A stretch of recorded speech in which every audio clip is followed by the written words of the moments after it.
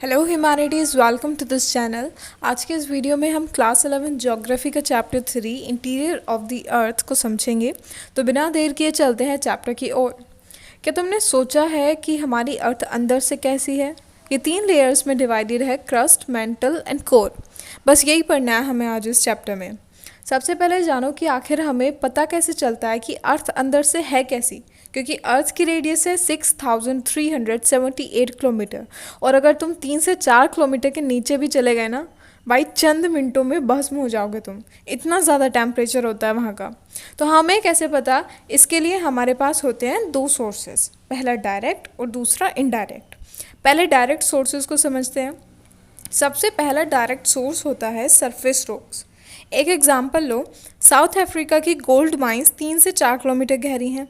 अब यहाँ जो भी मटेरियल मिलते हैं उस पर रिसर्च की जाती है और हम एटलीस्ट अर्थ की सबसे ऊपर की लेयर क्रस्ट के बारे में जान पाते हैं। आर्कटिक ओशन के कोला पॉइंट पे की गई ड्रिल 12 किलोमीटर की है और ये सबसे गहरी ड्रिल है। तो इस टाइप के भी ड्रिलिंग प्रोजेक्ट्स दूसरे डायरेक्ट सोर्स बनते हैं जहाँ से हमें मटेरियल्स की एनालिसिस मिलती है। तीसरा डायरेक्ट सोर्स होता है वोल्केनिक इरप्शन। कि पृथ्वी के अंदर मैग्मा है। ये कैसे पता चलता है हमें? जब ये बाहर आता है, और जब ये बाहर आता है ना तो ये और भी ज़्यादा रिसर्च के लिए अवेलेबल हो जाता है। अब आते हैं इनडायरेक्ट सोर्सेज पर। इसके लिए हमारे पास 5 सोर्सेज हैं। First, thickness of the earth. Second, meteors. Third, gravitation. Fourth, magnetic field. Fifth, seismic activity. First देखो, हमें पता है जब हम माइनिंग करते हैं ना तो डिस्टेंस के साथ टेम्परेचर, प्रेशर और डेंसिटी भी बढ़ती है। अब साइंटिस्ट को पता है अर्थ की टोटल थिकनेस, टोटल रेडियस, ये सब। तो वो ये रिसर्च करते हैं कि किस पॉइंट पे क्या टेम्परेचर, क्या प्रेशर वगैरह ये सब होगा। ओके। दूसरा है मिटियोर्स। तुम कहोगे यार कहाँ मिटियोर, कहाँ अर्थ? तो देखो, मिटियोर्स भी सॉलिड बॉडीज होते हैं और इनके मटेरियल्स बहुत हद तक अर्थ के सेम ही होते हैं, समझे? तो इन पर भी रिसर्च की जाती है। तीसरा है ग्रेविटेशन। अब यार देखो, इतना तो तुम 9th में पढ़ के आए ही होगे कि पोल्स पर ग्रेविटेशन फोर्स ज़्यादा होता है और इक्वेटर पर कम। ये इसलिए क्योंकि पोल्स और अर्थ सेंटर के बीच का डिस्टेंस कम होता है इक्वेटर और सेंटर के बजाय।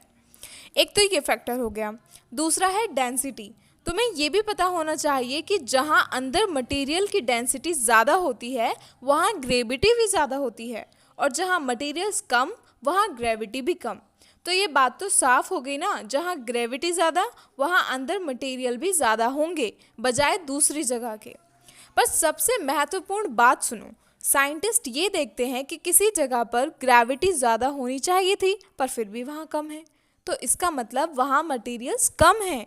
तो ये जो डिफरेंस होता है ना, इसको कहते हैं ग्रेविटी एनोमैली, और ये एक अनएक्सपेक्टेड डिफरेंस होता है। चौथा है मैग्नेटिक सर्वेज। इससे ये इंफॉर्मेशन मिलती है कि कहाँ कहाँ क्रस्ट में मैग्नेटिक मटेरियल्स हैं। पांचवा है सिस्मिक एक्टिविटी, और ये है सबसे सबसे इम्पोर्टेंट सोर्स और टॉपिक। ठीक है, ये बेसिकली अर्थक्वेक के बारे में होता है। तो आज के वीडियो में बस इतना ही। आगे का जो पार्ट है चैप्टर का वो मैं नेक्स्ट वीडियो में अपलोड कर दूंगी, और वो वीडियो भी बस 3 से 4 मिनट की ही है।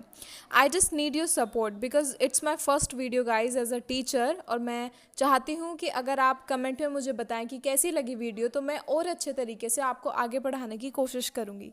Thank you, have a nice day.